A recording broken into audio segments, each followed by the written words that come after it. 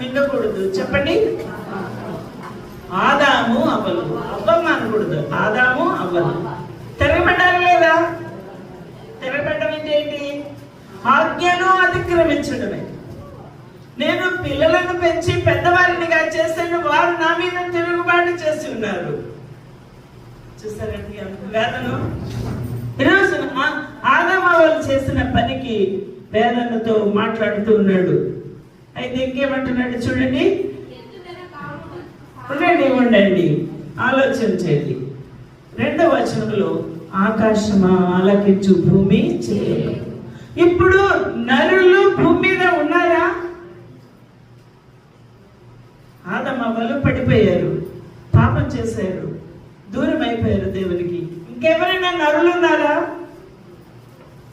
మాట్లాడండి అమ్మా.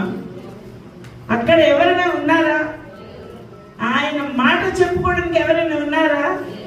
అందుకే ఎవరితో చెప్తున్నాడు దేవుడు? ఆకాశమా ఆలకించు, భూమి చెవియకు. భూమికి చెవులు ఉన్నాయా? ఆకాశానికి చెవులు ఉన్నాయా? ఎవరితో చెబుతున్నాడు దేవుడు? వేదన అర్థం చేసుకున్నావు. నువ్వు తిరుగుబాటు చేస్తే, నువ్వు వేదనగా ఆ ప్రభుని దుఃఖక్రాంతుడుగా చేస్తే ఆయన ఎవరితో చెప్పుకుంటాడు తెలుసా? ఆకాశం, భూమితో చెప్పుకుంటాడు.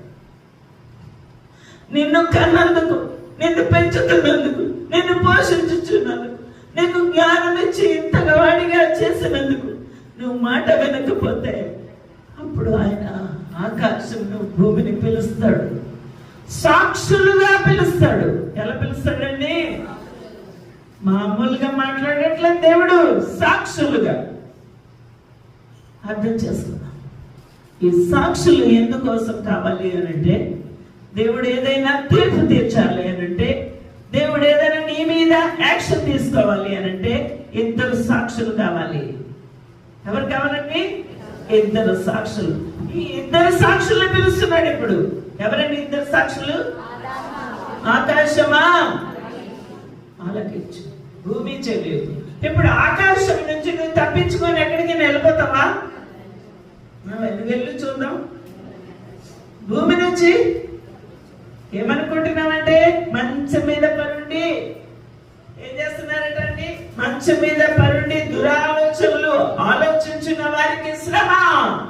ఎక్కడ ఆలోచిస్తున్నారు? మంచముల మీద పరుండి. ఎవ్వరు కూడా చూడట్లేదు అన్నారు. జెఫన్యా 2వ అధ్యాయం 1వ వచనం. అర్థం